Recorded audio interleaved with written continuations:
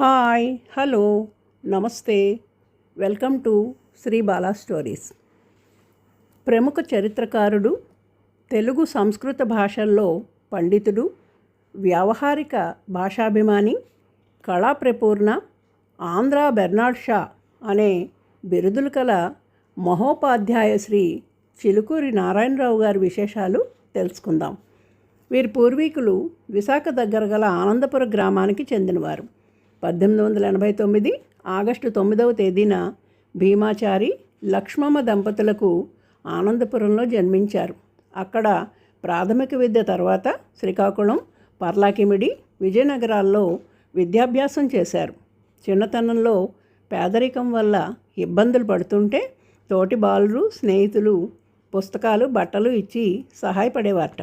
పర్లాకిమిడి కళాశాలలో చదివేటప్పుడు శ్రీ గిడుగు రామ్మూర్తి పంతులు గారు ఈయన తెలివితేటలు గమనించి తమ ఇంట్లోనే ఆశ్రయం ఇచ్చారట. 11వ శతాబ్ది నాటి ఆంధ్ర భాషను గురించి పరిశోధన చేసి మద్రాసు విశ్వవిద్యాలయం నుండి పిహెచ్డి పొందారు. తొలిసారిగా తెలుగు సాహిత్యంలో పిహెచ్డి చేసిన వారు ఈయనే అంటారు. ఉత్తర సర్కార్ జిల్లాల్లో ఇంగ్లీషు బోధనా విధానం ప్రచారం చేయడానికి ఇన్స్పెక్టర్ ఆఫ్ స్కూల్స్ ఉద్యోగం ఈయనకి ఇవ్వబడింది. జర్మన్, అమెరికా సంయుక్త రాష్ట్రాల విద్యా విధానాల్ని గురించి తెలుగులో ప్రచారం చేశారట. రాజమహేంద్రవర ప్రభుత్వ కళాశాలలో కొంతకాలం పనిచేశాక అనంతపురం వెళ్ళి అక్కడ ప్రభుత్వ కళాశాలలో పనిచేశారు. ఎందరో శిష్యులు రావుగారి గొప్పతనాన్ని చెప్పుకునేవారని అంటారు. చరిత్ర పరిశోధన అంటే అదేమంత తేలికైన విషయం కాదని అంటారు. నారాయణరావు గారు గొప్ప చరిత్ర పరిశోధకులు. రాజమహేంద్రవరంలో ఆంధ్ర దేశీయేతిహాస పరిశోధక మండలి నెలకొల్పిన వారిలో వీరు ఒకరు. ఈ సంస్థకి చాలా కాలం అధ్యక్షులుగా ఉండి ఈయన చేసిన కృషి అమోఘం. వీరు సేకరించిన తాళపత్ర గ్రంథాలు, శిలా తామ్ర శాసనాలు, నాణేలు ఈ మండలికి ఇచ్చారు. ఇది చాలా గొప్ప విషయం. వీరు అనేక సంస్థలకు వ్యవస్థాపకులు. నవ్య సాహిత్య పరిషత్తు స్థాపకుల్లో ఒకరై అధ్యక్షత వహించి పరిషత్తు నడిపించారు. రాయలసీమలో కృష్ణదేవరాయ విద్యాపీఠం స్థాపించి అధ్యక్షత వహించి ఆ ప్రాంత అభివృద్ధికి పాటుపడ్డారు. శ్రీకాకుళం జిల్లా అరసవిల్లిలో 2 పాఠశాలలు నెలకొల్పారు. వ్యవసాయం అంటే ఈయనకి ఎంతో మక్కువ.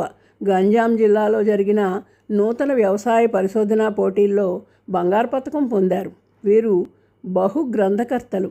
సుమారు 1,25,000 పేజీలు గల 240 గ్రంథాలు రచించారు. వీటిలో మతం, ధర్మశాస్త్రం, స్తోత్రాలు, చరిత్రలు, భాష, సారస్వతం, విద్యా విధానం మొదలైన ఎన్నో అంశాలు ప్రస్తావించబడ్డాయి.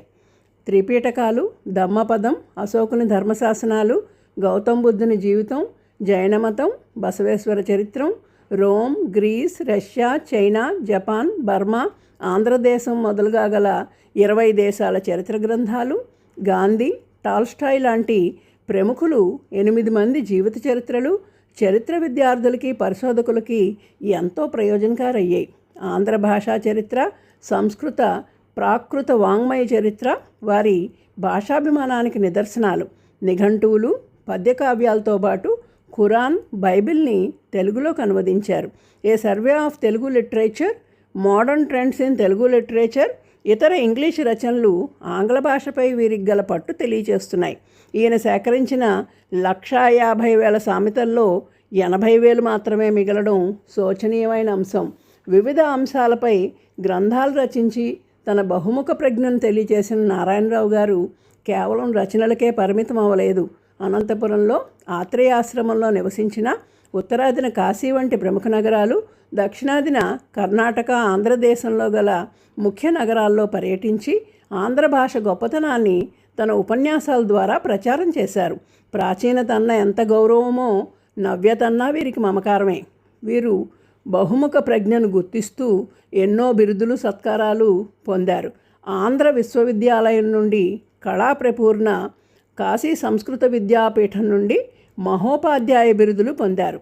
సరస్వతీదేవి ముద్దుబిడ్డడు చిలుకూరి నారాయణరావు గారు జీవితాంతం వరకు భాషా సేవ, భారతీ సేవ చేశారు. వారికి అనేక నమస్కృతులు. Thank you. Please like, share and subscribe.